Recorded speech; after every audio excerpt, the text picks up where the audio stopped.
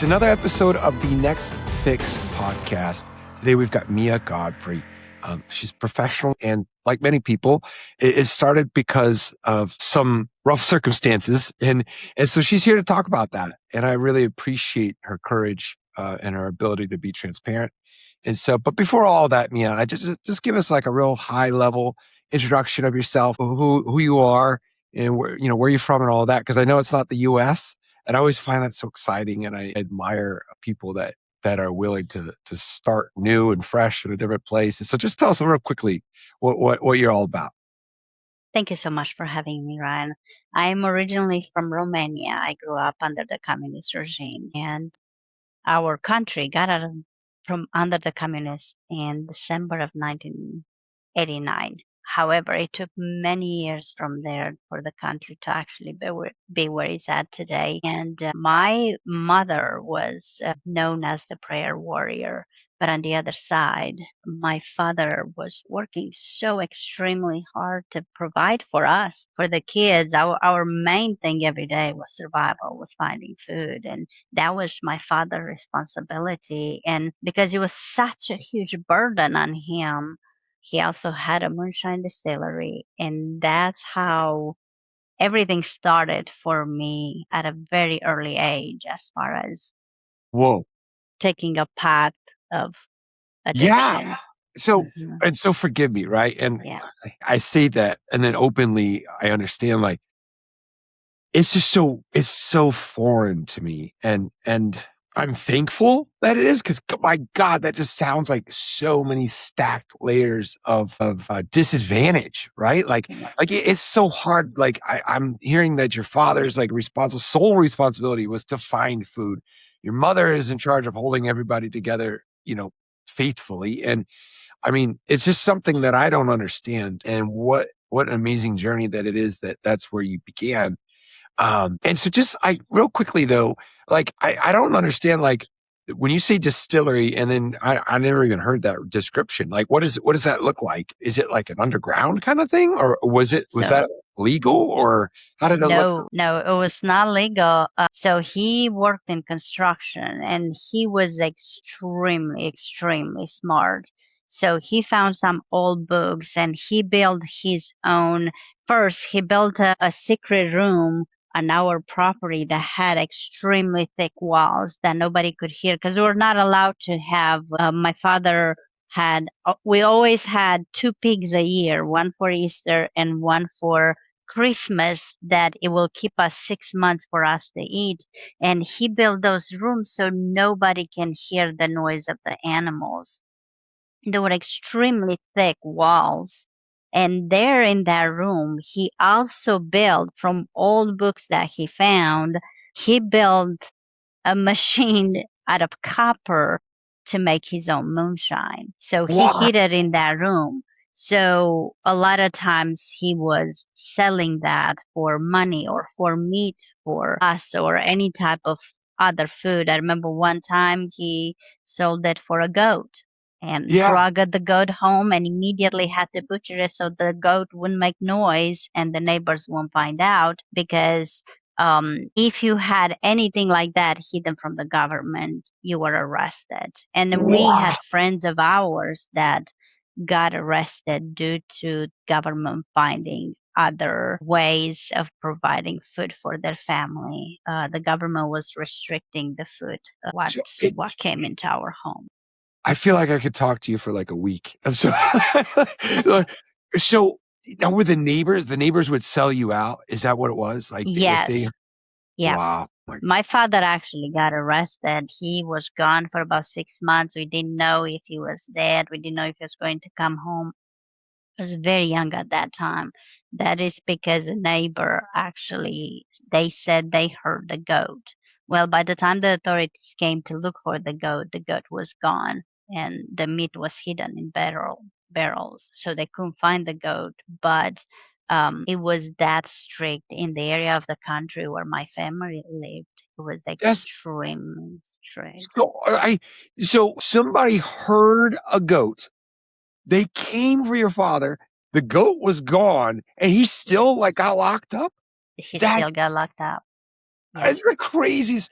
Nobody in the US could, I mean, unless they're also from Romania, like there's nobody who could understand an existence like that. That is, I mean, I know that we could, I mean, I could just ask you a billion questions. I want to try to like stay focused on who you are now, right? So, but now as a result of that, right, there's this moonshine. And then a lot of times when there's a lack of options to cope, this is when substances get introduced because it makes sense. It's cheap. It works, right? And it's like, why not get involved with this stuff to make me feel better, right? And so is that, and I suspect I Yes. could be wrong. Is that Yeah. kind of what happened? So, yes, for my father, he was one of the most loving and most caring person I know. However, he grew up under such a abuse himself that he never used the words "I love you." He never. That was a foreign concept. But we knew with everything he was sacrificing, everything he was doing, we knew that his love for us, it was genuine. He just had no other way. That was the only thing he knew how to cope with what was going on in the country and the burden he had on himself. He turned to alcohol.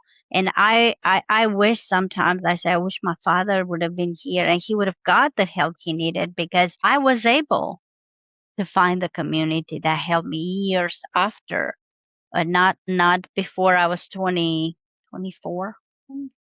But So is oh, that what, just so, and I know there's so much that goes in between. So, but is that what you did? You started kind of probably seeing that's what, like the that's how you first cope. time, yeah, the first time I ever tasted alcohol, I was 7.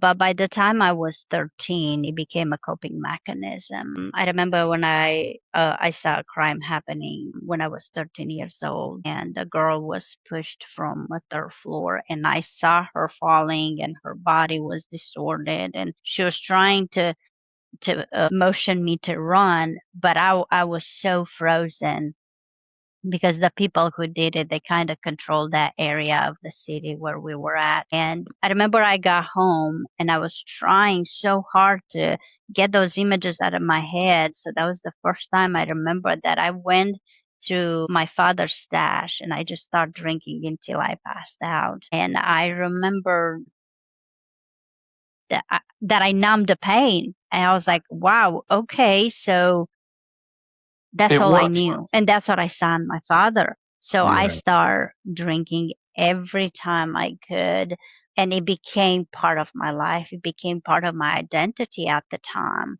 And when I was 18 years old, my father passed away. And I remember I was sitting at the funeral. I'm the youngest of 10 children. And I was sitting by the grave, and I remember it was mud everywhere. It was the end of April, and my siblings are crying, my mom was crying, and I was just sitting there numb because that morning I stole pills and I mixed them. I drank them with alcohol, and I was just so. It took me many years to forgive myself. I couldn't even be sober for my own father's funeral. And it's hard to explain to people who never dealt with an addiction how that was. It's hard to explain because people will go immediately to judge that how could you do that, but in the same time they didn't understood the demons that I was battling. Yeah. So Yeah. But the thing where is, it works. That's that's why I feel I understand is because you had one mission and it was to escape the that's it. feeling and escape the circumstance. And guess what? That's what alcohol does. It does it for the next couple of hours or at least a day. Yeah. In the short term, it works and it's there. So it's like it's a no-brainer for somebody that's in deep, deep agony. It's like, Yeah. why not do it? And it's because you're forgetting the future, of course, but in the short run, you're a child, you're standing next to your father's grave. You don't want to feel any of that. And so guess what? Yeah, pills and alcohol, they'll get you there. They'll get you to where you want to be in the moment. And that's just it's so wild. But I want to know how that was in Romania. And then so I guess were you currently using in the US, and like how did that kind of all develop? No, by the time I made it to the US, I was able to. So for many years after I left home, because I was dealing with so much shame, I was dealing with so I said I cannot bring more embarrassment to my family. So I left home when I was 18 years old, and I was not capable of doing life on my own. I was just 18, and I went like 700 miles away, and I started cleaning homes for people, and I started doing the best that I could to survive. And for that, I went in a few years, I spiraled out of control. I went in I gravitated towards abusive relationships because that's what I knew. That was the only thing that was familiar for me. And I was like, I don't even deserve more. So those were the relationship I went to, and they were extremely abusive physically. So from one, I moved to the next, and the abuse continued. And only through God's grace, my fiance at the time, who was extremely abusive. He ended up becoming the father of one of my best friend's baby. And I knew that, okay, that there's nothing for me here. So I remember I packed a bag and I left, and I end up in a Christian, I had no home. I was like, I don't know where to go. So I heard of this Christian college that I submitted my application, and they sent me a letter at the time, and they said I got in. I was like, well, that's my way out. So I said, I'm going to go to that college. Well, I didn't realize how strict that college was. So they said that if I got drink, I get kicked out. And I said, I'll be Sure. homeless. So what I did, it was extremely hard. And it was this vicious cycle of keep dr- uh, not drinking and then pick it up again, and just back and forth, back and forth. But it was so strict, and the fear of being homeless, and I had no place to go. So what I did, I ended up getting 3 jobs while I was going to college to What? constantly be busy, constantly have accountability. So I was getting up 4:30 to 5 a.m., go to the first job. Then I was an administrative assistant at the college, and I was getting there really, really early. And then I remember in the break between classes, I was falling asleep. I was so extremely tired. But right after that was over, I was going to work at an orphanage, and Oof. weekends I was cleaning more homes. And that helped me pay for college, but in a sense, it gave me so much accountability and out of fear. I'm not saying it was easy. It was extremely hard. Yeah. And when I was 27 years old, I met my first husband, who passed away in 2015, but he came in a mission trip, and I was working at that orphanage. And that's how I met my husband. We talked for about 8 months, and we got married. We actually saw each other 3 times prior to getting married. And I moved to the United States, and I So was he was from the US? 27 years old. He was from the Yeah. US? Yeah. He So was from you. yeah, and, there's something to be said for that approach with basically just staying so busy that the room for like the enemy to come in and introduce or tempt you is like if you could shrink those windows, like there's a real approach there.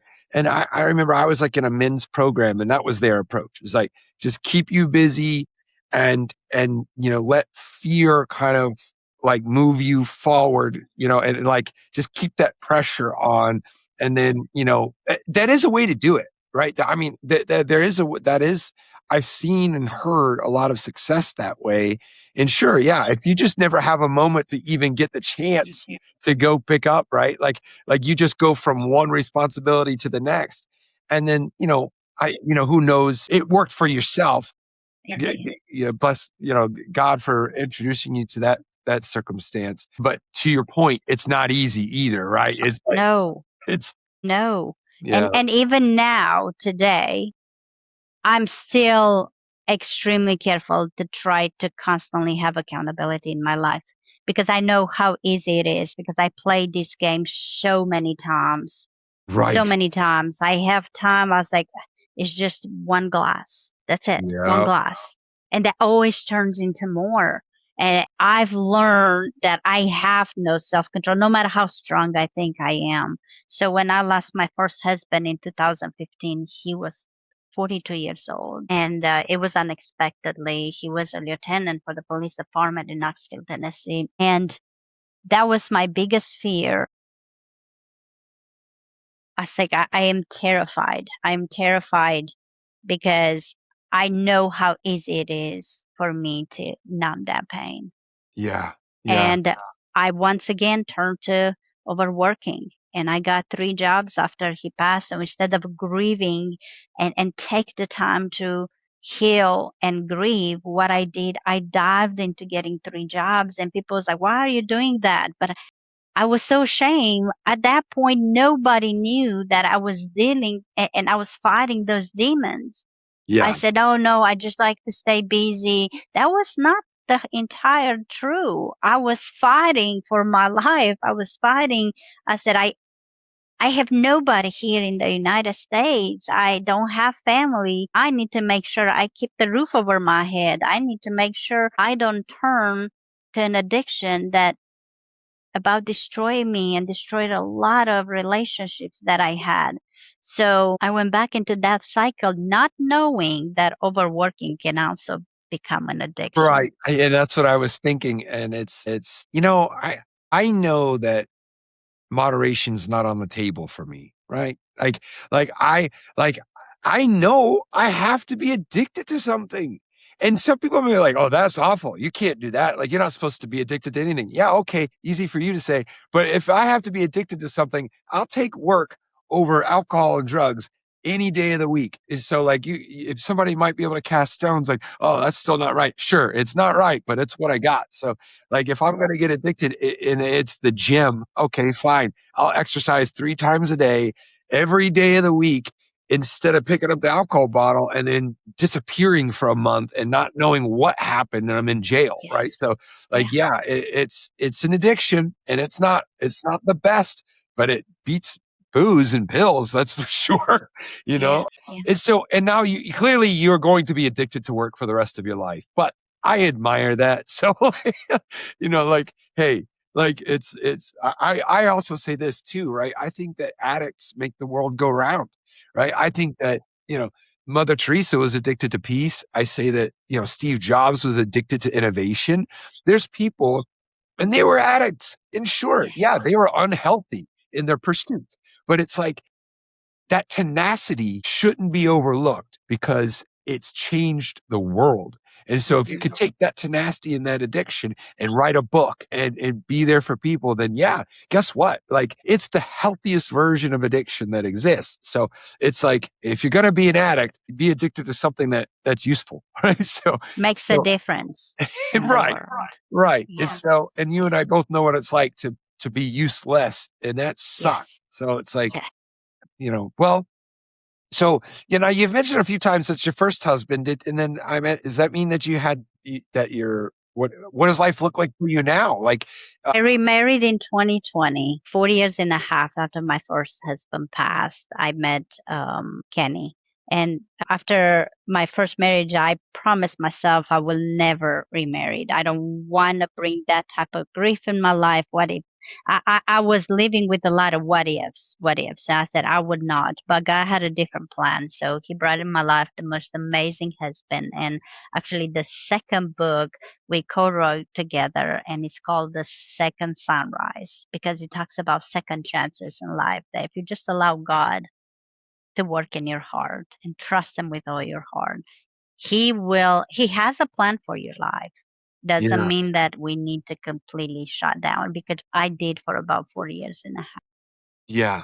And so in that interim, you turned to work, right? And then yeah. However, what I keep hearing is that faith was rather constant, right? That was Yes.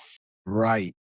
Well, Yes. Yeah. that's a real blessing because Yeah, my mom always, when we were kids, the way she helped us cope with what was going on around us, what was going on, and growing up under the communist regime, she got us to memorize a lot of Psalms and a lot of Bible verses. And I think that's where my love for books, I read over 100 books a year. And wow. I since I came to the United States, I got over 30 certifications. So that's an obsession, like learning and growing. That's also an obsession of mine, which helps where I am today. It helped tremendously. But yes, my mom always tried to get us to memorize those things. Yeah. She always used to say, and it's hard for people in America to understand, but because we didn't have religious freedom, she used to say, what if the Bible that we know today is going to disappear tomorrow? Do you have the word of God in your mind? So Wow. she used to get us like every single night before we went to bed. She used to recite Psalm from memory, and we used to have to repeat after her to memorize them. So by the time we were adults, we know a lot. And she used to laugh and she said, if we put all the kids together with what everyone memorized, we'll be able to write the Bible ourselves. Oh my But God. that was her way of putting the word of God into us. But again, all that came because we didn't have the religious freedom and we couldn't just walk around with the Bible. We had to hide that. It's like I don't wanna go back to if we go back to that part of the conversation, my brain goes crazy just trying to understand what I could never understand, and that's just it's such a difference here, and so I'm very thankful that you and I don't live in that existence, at least not anymore, right?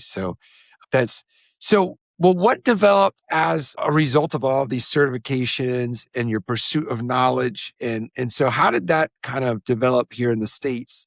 And then you went to the second book and we haven't talked about the first book. So Yeah. what did all that like what I would call is like your current existence? Like how does that look? Well, when I came to the United States, I barely knew English. And I bought a dictionary, and that's how I was trying to piece the words together to talk with my husband, which was not the easiest thing. When he passed away, actually, in the safe, I found a stack of letters. Those were the letters I wrote to him using a dictionary. And I was like, I don't know how this man understood anything I was saying. So when I came to the United States, I had no driving license. I didn't know the language enough to get my driving license, so I decided to start learning English. So within 6 months, I learned enough to get my first job. I got my driving license in February of 2029. No, I'm sorry, 2009. And I got my first job the same month because I said, I got to practice my English. So from there, I just start. I realized how many tools I had here in the United States that I didn't have in Romania, for example, a computer and access to online trainings. And I just dive deep and I start learning at my own pace. Yeah. But where the first book came, you mentioned that in 2023, one of my sister got diagnosed with ovarian cancer. And to that point, I became her caretaker. And for 11 months, we talked about legacy. We talked about lost dreams. We talked about things that we want to accomplish together and weren't able to. And through that, she said, you need to write our story, what it meant to us and for our family to live under the communist regime. And I'm not saying that's everybody's story. For us, we were in such a poor community that we were easily manipulated and easily controlled. When we got water in the house, I remember we used to walk for miles to bring water with the buckets because the government turned our water off, or when we had heat in the middle of the winter and they used to give us tiny, tiny pills to suppress our appetite. And it was extremely hard in the part of the country and the little city where we lived under. And she said, you need to write all those down. Also, in that, she told me she was the only one, the only person in my family that knew that I battled alcohol addiction because my mom, when the alcohol was disappearing in the house and my mom used to get hit by my father over it, she always thought it was my brothers. And they never pointed towards me because they said, oh, I'm the baby, I'm the youngest, I'm a female, female don't Right. do that. And I was ashamed to confess that. And my sister Mona, she knew. And she says, sis, you need to come clean. You need to be vulnerable because you never know how many other people they're dealing exactly with the same thing. And I was like, I'm a woman in my 40s. I'm not gonna go out there and say, look at me, I'm such a mess. I mean, Yeah. Romanians are very prideful. Huh? And it took me a long time and a lot of fights. But you know what? Through the entire time, I never felt judged by my sister. She Yeah. always says, sis, I know you're battling a lot of demons, but I will always be here praying for you. But she never said, you're destroying your life. You're destroying the life of everybody around you. She never said those words to me. She just said, I'm always going to be here praying for you. So when she passed away in the end of 2023, I came home and I told my husband, I love you, but I don't know where to go from here. I feel like I lost my purpose. She was my light. She was my best friend. She was the only person that ever believed in me. And with him encouraging me, and my therapist started writing. And 3 months into it, they both said, my therapist and my husband, they read and said, you got to publish that. I said, this is my journal. I can't just publish. I pour my heart into this. And Mm, they said, just give it a try. yeah. So I did. And the way God worked, the book is called Buried, Not Broken. My mom always used to say, we're not broken. None of us are broken. We might feel buried by the weight of life, but when you are buried, in any moment, you're ready to bloom. You just have to be ready because God has a plan for you. So that's why the book Yeah. I named it Buried but Not Broken. So the alcohol was disappearing, and I know I'm going backwards in the story here, but they've got these 10 kids. The alcohol's going away. The youngest, unsuspected culprit, right? And so then your mom gets beaten by your dad because that's how things were. And yeah, that is a heavy weight. And so you're trying to numb everything, but now you've got an extra force kind of, reintroducing the cycle. This just is so, yeah, I'm glad your sister really put the pressure on you to share that and to get you, sometimes we need a little push in order to Yeah. muster up the courage. And well, good on you for that. Like that is just such it's an amazing journey. And so, well, that was the first book. And so the first book, from what I can gather, is a testament to your lineage and to your family. And it's a publication of your personal thoughts, right? And that's what Yes. right. Yes. A memoir.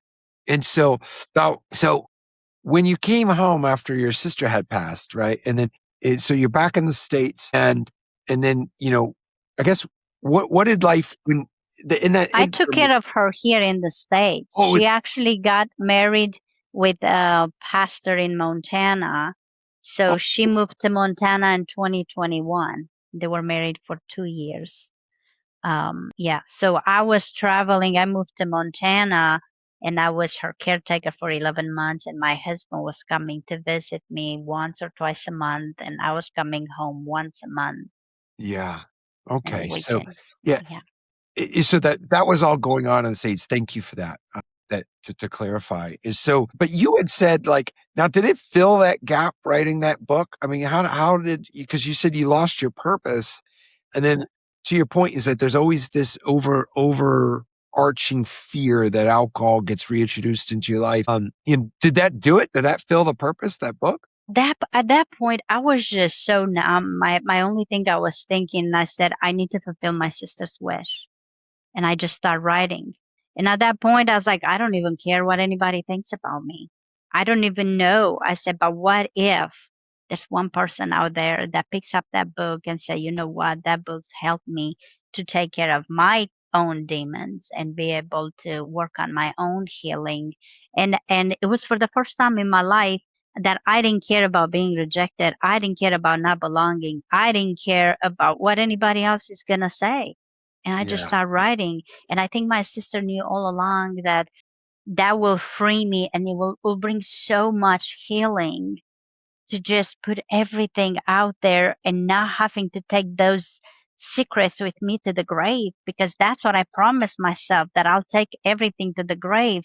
But there's no need for that, because what if somebody else can pick it up and realize that there is hope for me also. So at that point, I didn't care, and I realized how much I mean, I was because I have a full-time job as talent acquisition operations manager for a cell phone company, and during the day I had to work. So I started getting up at 4 o'clock and 4:30, and I just start writing until 7, then go take a shower, get ready, go to work, and then come home and write some more. And I realized the love for writing. My husband used to come about 7 o'clock. Are you going to work today, babe? And I was like, yeah. I said, 7 o'clock. I was like, whoa. Because the words were keep coming. So as soon as I submitted the first manuscript, I started on the second, and all of this within a year. Yeah. So first book came out in March, second book comes in September. I already have the third manuscript ready for the third book, because this time in the mornings is my sacred time to actually sit down and allow the Lord to just give me the words. And because I've realized the impact the Yeah. first book had, and not necessarily here in the United States or Romania. The biggest impact that book had was actually in India. Wow. Within 3 days, my book became international bestseller in 5 different categories, and the majority of my buyers were in India. And that is not something that was planned. That was not something You could that have, was God. yeah, God you couldn't knew that even that's see going it. to be my country. That's going to be the place where my book will resonate with a lot of people. So what an absolute blessing. And this is like something I keep kind of, I feel my heart being pulled towards it, because that process that you just explained is so amazing, to be on fire and like the thoughts are coming from your mind, and just, and it's like it almost takes on like a different kind of experience, or a different kind of being, or maybe it's the Holy Spirit, whatever that force is, where the words are just flowing out of you. It's like there's nothing like it. And it's so, even to your point earlier about how if nobody reads it, it doesn't matter. And so being in that state, right, that creation state, is what I feel that we were made for. And so to embrace it and pour into it and really make it happen, it's like it's such an experience. And I feel very grateful that I feel the exact same way. Like when you wake up at like 4 a.m. or 3 a.m. and you're on fire, like you don't need coffee, you don't need it. All you want is to get back to that creation state. And then so when you get into that gear, the world starts to kind of melt away, and then you're just in a flow. And so Yeah. that's an amazing thing. Now, what are you planning to do with the India development? Right, like it seems like maybe you're going to embrace that. Like how does Absolutely. So an influencer picked up my book. This influencer talked about it on his account, and then there was another influencer picked it up. They contacted me. Next thing was a events planner and contact me to go speak. They invited me to speak in Dubai and Thailand this year alone. gosh, And just because they said I write with a heart, and they said that they are hard people, and they understood. And I got so many emails and messages that say, yeah, I really resonated with your story. So I will, as long as God opens the door, I will take it. But yeah, my husband is coming with me actually to Dubai in November, and that is through somebody in India that picked up my book. wow. Oh my gosh, what an amazing adventure. And listen, so you're writing in English, is that right? You're Yes, yeah, right. And you started by, these letters with like, you know, words that you're choosing out of a dictionary, which I can't even imagine how difficult that is, because the syntax isn't there. You're just like, you look at a word, it's like, oh, peculiar. I like that word. And then like you stick it in.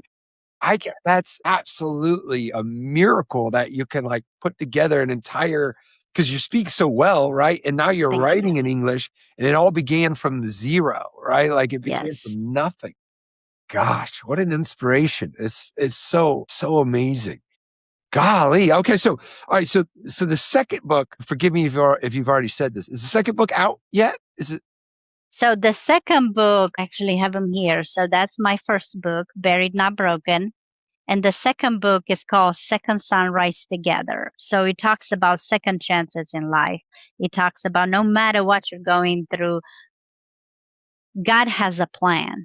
And everything that happens to us in life, it didn't happen to us. It happened for us. Because today I can sit on a stage and I can empower other people who went through that hardship, and I can try to inspire and transform people's lives. I would have never been able to do that if I didn't go through what I went through. So the second book, it's my husband and I co-writing. So I have some chapters, he has some chapters, because he had a past that he didn't talk to anybody about it. He had his own demons to fight, which we all do, but we're too prideful to admit it and say, I'm a mess. Yes. Yeah.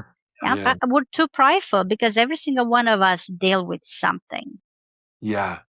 It's what a gift. And it's so hard for people that are in the trenches. It's because hearing it is one thing, but feeling it and like embracing that, like in your bones, which I feel is it's imperative to getting better. But man, I understand that it's easier said than done. And so then there's people like yourself out there that are like, shining a little bit of light on the possibility and, the inspiration, of course, is such an absolute gift. And so you're going to Dubai, you've now embraced an audience in India. I mean, yeah. And who could have ever foreseen that? Right. And it's, The book will take off in Romania, which it did not. Only 2% of the books sold actually were sold in Romania. yeah. Over 80% has been in India. Yeah. And so, and that, now that's a business thing a lot of times. Like just, you think so, you're like, this message is perfect. And you go and you try to like, like for instance, my book is Man Up, Sober Up, right? You'd think that it would be 99% men that read this book. It's a lot of women. Like there's a lot of women. And I just thought to myself, like, that doesn't make any sense. That wasn't what was. I'm going to purchase that book today, actually. But you just don't know, and it lends to how much we truly know about each other, and I think that's the roller coaster we get to be on every day, is that we're in this world and we get to bounce up against other humans, and then hopefully under the umbrella of God, then it's such a wild adventure to be on, and yours seems like it's just beginning. It's like this. Yes. Something else that started from this year, I started my own retreats called the Reset the Purpose retreat. And it's to help people find that identity and step into their purpose.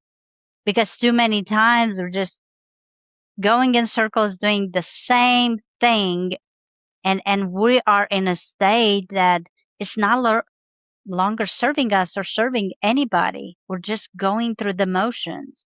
So this retreat is actually to help people realize that they cannot put their identity in their work, or not even in their children, not even in their spouse, because life changes. Kids grow, kids go to college, and then what? You can lose your job, and then what? Yeah. So it's about teaching them how to find that identity and step into their purpose. So we're actually having one in August 14th is the next one. And then we'll have the next one after that will be in April. And it's been a God thing because it's selling out extremely fast, way Wow. before I close it. So that's a God thing. And I know I will continue with the retreat and the events, because that's where I see the most transformation. That's where I see people having breakthroughs and say, you know what? I am created for more. I am made for more. I can do that. So that is another layer that came from writing the first book. So Well, and now help me to where are the like I forgot. So as of right now, the first one is close to Knoxville, Tennessee, in the mountains of Smoky Mountains. Yeah. Okay. But in the next couple of years, I will expand. I will have one in the mountains of Transylvania and Romania. And I Mm, already have people who said, put me on the list, I'll be there, which is going to be more expensive because you have to pay for the airfare. But it's something sacred about, I don't know. I love the beach, but being out in the nature, no cell phone yeah. for 3 days and just connect with God and connect with yourself. To me, that's the direction that I'm going. In the next few years, I will do it in Europe. Do you like? I want to know why Romania? What like do you plan on? It seems like you really want the Romanians to embrace your path, your journey. Is that an effort for that? I guess. Yes. Yeah. I have a few clients because I'm a life coach also. I'm a Bible counselor and I'm a EME practitioner. And yes, all of this, what I'm still holding my day job Yeah. for now. God knows when will be time. But in Romania, I do have clients that reached out after they read my book and Okay. they said that I don't know, I don't know where to start. I don't want anybody to know that I'm dealing with this, but I need more. There's got to be more to life. And I already have a group of clients that said that they will come. And that will be an easier way. So that will be one way for me to create that safe space and safe weekend for some of the clients that I have in Europe.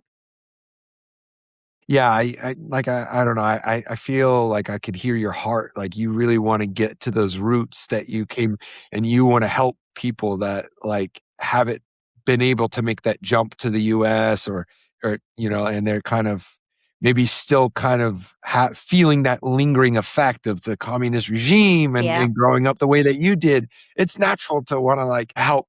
And I also think that it's important to help people where we were and that's like, it's like I have a heart for people that were exactly where I was. And I think that that's kind of the point of it all, right? Yeah. Like, because there's nobody more uniquely equipped and gifted to help Romanians that are still dealing with a lingering communist regime than you, right? Yeah. Like you're the Thank you. perfect, not me. Like I wouldn't have any business doing that. So here you are uniquely gifted and set up for helping those people exactly. So that's really, really, all of it is absolutely amazing. I mean, you just Thank blown you. my mind.